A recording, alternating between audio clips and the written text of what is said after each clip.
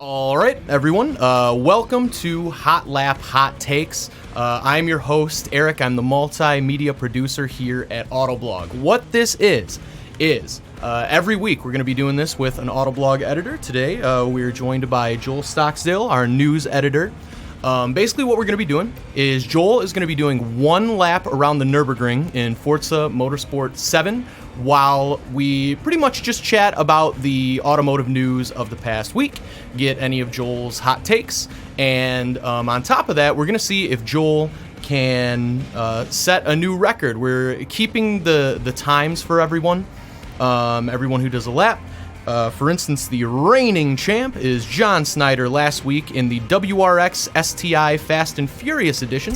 He completed the lap in 12 minutes, 5.841 seconds. So that is your goal. The only rules are you can use whatever car you want, but no rewinds. That's the only rule. And then other than that, Joel is going to pick his car, and we're gonna have some fun with this. Okay, are you good to go? I think so. Okay, so we're good to go. We're going with the 2009. What is this? Veloster N Turbo or something? Yeah, Hyundai Veloster N. All right.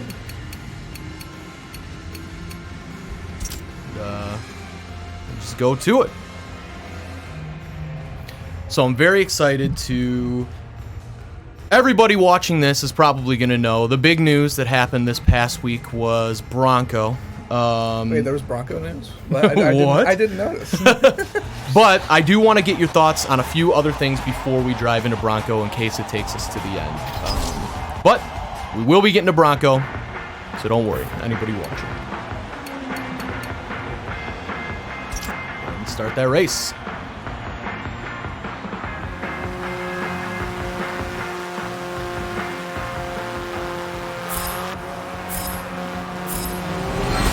All right, so before we get to the Bronco, I would say perhaps an even bigger car reveal happened in the past week, and that is the new Batmobile. It was revealed. Oh, yeah. What do you think? So, okay, I'm of two minds of this thing. On the one, I think it's actually a really cool looking car. Just purely on car design. It looks really mean.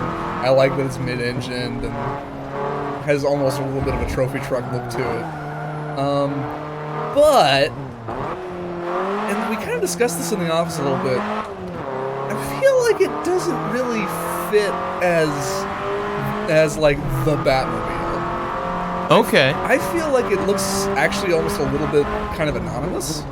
Like, I feel like I've seen that kind of trophy truck muscle car sort of like super coupe thing. Sure. Before.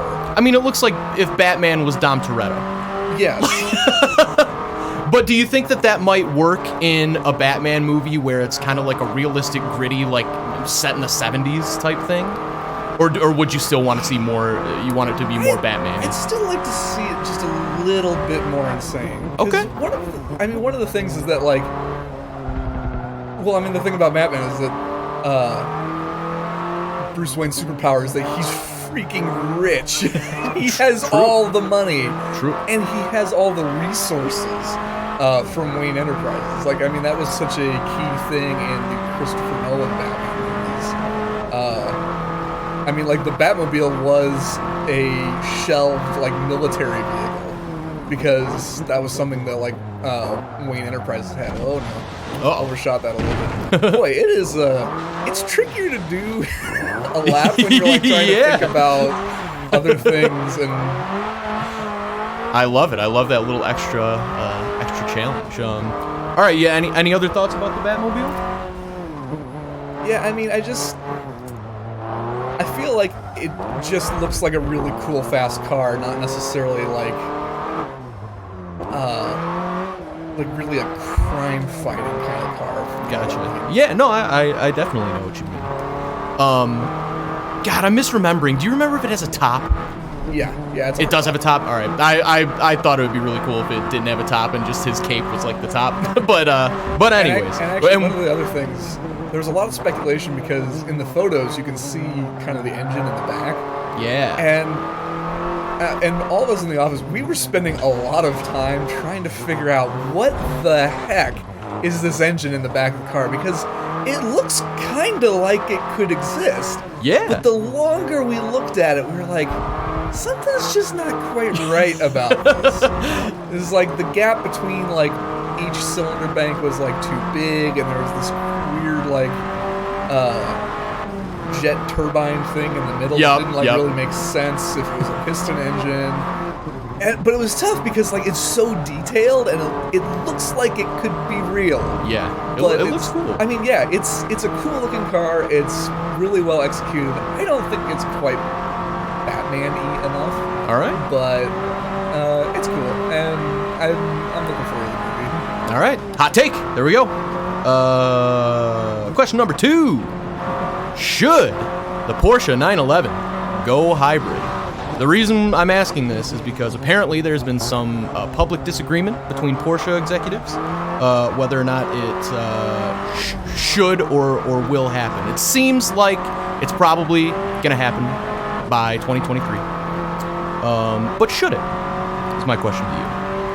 Well, I mean, this is one of those situations where it's kind of like, I'm going to reference another mildly old meme here. No, I love it. Why not both? I mean, well, I mean, it is both technically, but what I mean is, there are like 20 different versions of the 911. Like, why not have a hybrid? Like, throw one more on the pile. Absolutely. The thing is, it's like, just because you bring out a hybrid 911 doesn't necessarily mean that you can't have not hybrid 911s. Of course, yeah. We have turbo 911s and non-turbo 911s right now. I think it's kind of ridiculous looking, but, well, okay.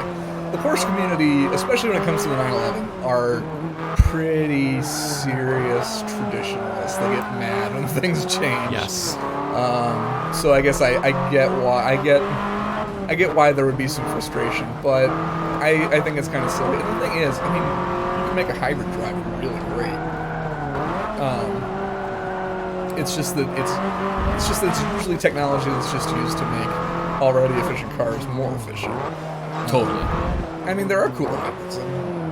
Ferrari is coming out with a new hybrid, and the old LaFerrari had a hybrid powertrain.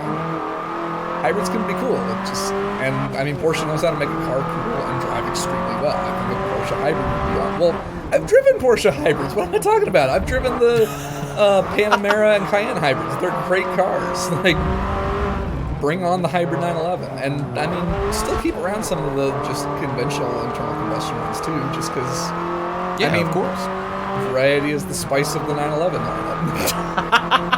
True. All right. So bring on a hybrid Porsche 911. Hot take. We'll do a really quick one here. GM had an EV day that was attended by our coworker John Snyder, the last contestant on this very show. I'm just gonna run down the list of vehicles that he learned about.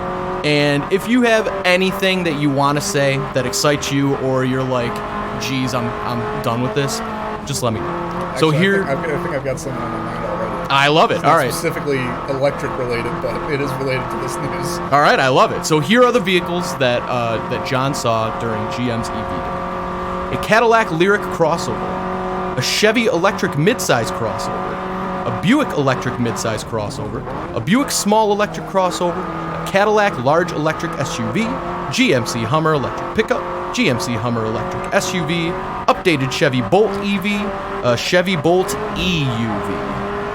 EUV, I guess, would be the correct emphasis on the syllable there. Any thoughts on those, or it's just like, yeah, GM's doing EV stuff, everybody is. Okay, good for so them. Cadillac, those are the electrics that I'm most excited for. Okay. And actually, and John mentioned in the chat one that I think you may have skipped over that I really want to talk about. Oh. So I think the Cadillac lineup is going to be exciting. I'm excited to see this full-size Cadillac luxury SUV. Yes. That's coming up because, I mean, honestly, the car with sort of the most reputation in a good way, and is, in kind of Cadillac's real flagship is the Escalade, and so I'm excited to see what the electric version of that could be. Yeah. One of the cars that John mentioned to bring up is, and it looks like it's pronounced Celestique. Actually, yeah, I guess I did miss that one. Yeah, please tell us about this. It is their like super flagship sedan. I've been hearing that it's going to cost over $100,000. It's going to be extremely low production. But what I'm excited about is that it sounds like the Cadillac flagship sedan that I have been wanting ever since Cadillac started doing like their crazy concept cars that they would show at Pebble Beach, like the Cadillac 16 and the Cadillac CL.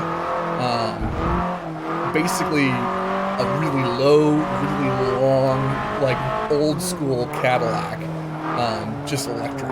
Yeah, and that'll be cool. I'm so excited to see something like that.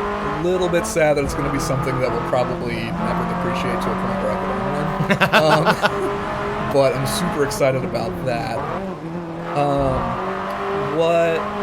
Another thing that I wanted to bring up, I've seen a lot of people discussing the names of these cars and how they're kind of weird and they all end in Q for reasons. And I've heard a lot of people complain about it. It's like, oh, these are stupid names. Maybe you give them weird names like that. And it's kind of like, they're really not that bad at all. No. God, I would much rather have close. a Lyric or a Celestique than like an E20, a random letter and random numbers. Exactly. And the thing is, so many people were complaining about like, oh, I don't want a Cadillac that's like letters and numbers. I want names like Eldorado and Seville and things like that. It's like, okay, so these aren't exactly the names that you were expecting, but I still don't think they're bad. I mean, I think it's corny that they end in Q. It's like, it's corny, but on the whole, I think the names are pretty solid. Totally. Well, there you go. Hot take on the GM EV day. And here we go, as you're literally almost done with this lap already. I'm going to phrase this in a way that hopefully people are watching might agree with me. So everybody knows that there were some big Bronco leaks over the past week. And a lot of people know that like Bronco is like the hypest vehicle of all the vehicles in the world. People go crazy over the Bronco.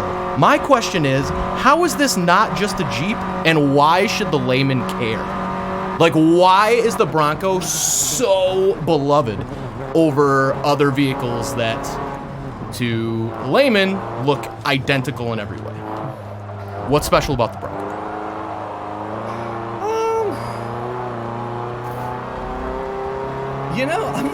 I'm actually not 100% sure. Okay, no, but hey, hot take. I love it. I think what part of it is just that I think people are excited to have another like legit hardcore off-road SUV, and especially one that like has that classic boxy off-roading look to it. It looks tough and rugged. And it is tough and rugged, and it's going to have a removable top just like a Jeep. And I mean, there are people out there that are like diehard Ford people that may think like, gosh, I'd like a Jeep, but man, I gotta have a Ford, and this is going to be the Ford version of that. Okay, you just made it click for me with that. I know so many people who aren't big car people, but they will die for their Fords. Like, they're Ford only, and don't even talk to them about not having a Ford. Yeah. So that actually makes sense to me. All right, well, is there anything else you want to say about the Bronco? We kind of took up the time, but I want to make sure you can say anything you'd like about the Bronco. But that was a great answer, though, for that question. Yeah, I'm really excited for it. I mean, these leaked photos, it looks pretty much just like, I think, what a lot of people were hoping for. It's boxy, it's clean, it's retro but modern. It looks a lot like the first generation Bronco from the 60s, but just kind of modernized. Like, it's got fancy headlights and taillights, and just given like a little bit of curve here, a little bit of less trim there, and it's going to be available in 2-door and 4-door versions. Both of them look really cool. The 2-door one looks like a super short wheelbase, super cool, super sharp approach and departure angles. Like, it looks like it's going to be a beast off-road. Yeah, and like it's got a removable top, which is totally cool. Yep. I'm excited for it. And nice. Basically, the leaks seem to point out that it's going to be a cool car. Well, there we go. There's the hot take on the Bronco. We got great takes from Joel today, and it looks like the time was 11 minutes and 11.348 seconds. I am going by the total, not best lap.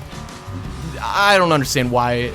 It's one lap. I don't understand why there are two different times, but total seems easier. The reason that there are two different times is that the game starts you off driving. And it counts that for the total? Yeah, just before crossing the start line. And once you get across the start line, that's when the lap starts. Okay. Well, for the purposes of this show, everybody will be starting the same way. So we went with total last time, so we'll go with total this time. And you came in, you are the new champion with a time of 11 minutes and 11.348 seconds in the Veloster N. And what was John's time? John's time in the WRX STI Fast and Furious Edition last week was 12 minutes and 5.841 seconds. Okay. So also, I owe John a little bit of an apology because I missed the last episode of this. And when I heard his time, I was shocked because a fast lap of the Nurburgring Nordschleife, which is just the really big section, is like under 8 minutes. Yep. And this is the full Nurburgring. This is the full circuit. Nordschleife and the South Circuit, the Grand Prix track. So it is longer. So I don't actually know what a fast lap on this full thing is. I can tell you now it's not 11 minutes because that was not a fast lap. But yeah, so I owe John a little bit of an apology. I was giving him crap for his time. Hey, well, that's the name of the game. I hope we get some rivalries going here in the office. Thank you for your participation, Joel. And for anybody watching this live, this video will be up on our YouTube by the end of the day tomorrow. We are going to be doing this weekly. If you are watching the video, please subscribe to our YouTube channel and hit the bell, which basically just gives you alerts whenever we drop new videos, and that helps us out a lot in the YouTube algorithm. It's just kind of a free way for you to really help us out a lot. Also, check out our website for way more in-depth information about all the things we were talking about today. And you can, also check out the Autoblog Podcast. It has a lot of similar kinds of discussions, talking about lots of cool stuff. But anyways, thanks for watching this Hot Lap Hot Takes, and we'll be back next week with another one.